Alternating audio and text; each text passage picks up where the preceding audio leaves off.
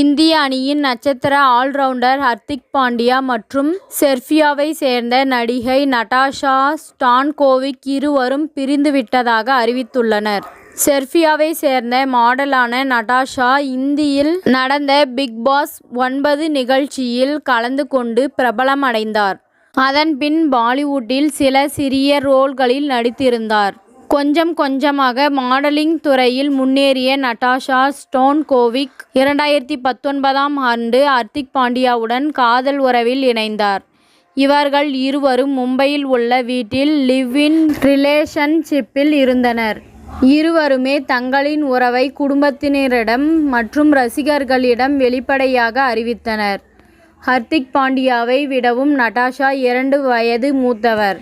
இதன் பின் Natasha Stankovic கர்ப்பமடைந்த நிலையில் 2020ஆம் ஆண்டு மே மாதம் இவர்களுக்கு திருமணம் முடிவடைந்தது. பின்னர் ஜூலை மாதம் இவர்களுக்கு ஆண் குழந்தை பிறந்த நிலையில் அகஸ்தியா என்று பெயரிட்டனர். இவர்கள் இருவரும் இன்ஸ்டாகிராமில் பதிவிடும் புகைப்படங்கள் சோசியல் மீடியாவில் ட்ரெண்டான நிலையில் திருமணத்திற்கு பின் நடாஷா நடிப்பில் இருந்து விலகினார்.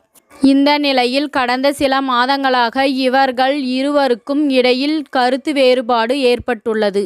இதனால் இருவருமே தனித்தனியாக பிரிந்து வாழ்ந்துள்ளனர். T20 உலக கோப்பை தொடர் முடிவடைந்து ஹர்திக் பாண்டியா நாடு திரும்பிய சூழலில் நேற்று நடாஷா ஸ்டான்கோவிக் அவரின் சொந்த நாடான செர்பியாவுக்கு மகனுடன் புறப்பட்டார்.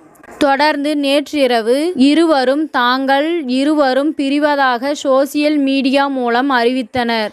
இந்த நிலையில் ஹர்திக் பாண்டியாவிடம் இருந்து விவாகரத்துக்கு பின் ரூ.170 கோடி சொத்துக்களை நடாஷா ஸ்டான்கோவிக் எழுதி வாங்கிவிட்டதாக சோசியல் மீடியாவில் பேச்சுக்கள் எழுந்தன. இது குறித்து விசாரிக்கையில் ஹர்திக் பாண்டியாவின் சொத்து மதிப்பு 91 கோடியாக மதிப்பிடப்பட்டுள்ளது. அவரின் மாத வருமானம் ரூ.1.2 கோடியாக உள்ளது. அதேபோல் நடாஷா ஸ்டான்கோவிக்கின் சொத்து மதிப்பு 20 கோடியாக கணக்கிடப்பட்டுள்ளது. அது மட்டுமல்லாமல் ஹர்திக் பாண்டியா சில ஆண்டுகளுக்கு முன் அளித்த பேட்டியில் தனது வங்கி கணக்குகள், வீடு, பங்களா, கார் என்று அனைத்திலும் பாதிக்கு பங்குகள் தனது தாய் பெயரில் உள்ளது என்று கூறியுள்ளார்.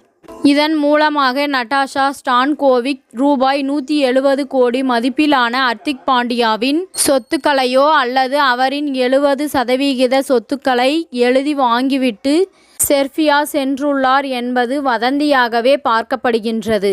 அதேபோல் ஹர்திக் பாண்டியா தனது மகனுக்கு தேவையான அத்தனை விஷயங்களையும் எப்போதும் செய்வேன் என்று கூறியுள்ளது குறிப்பிடத்தக்கது. இத்துடன் இந்த செய்தி முடிவடைகின்றது. நன்றி, வணக்கம். மீண்டும் அடுத்த வீடியோவில் சந்திப்போம். மேலும் இதுபோன்ற சுவாரஸ்யமான தகவல்களை அறிய தமிழ் சிறை சேனலை சப்ஸ்கிரைப் பண்ணுங்க, ஷேர் பண்ணுங்க, லைக் பண்ணுங்க மற்றும் கமெண்ட் பண்ணுங்க.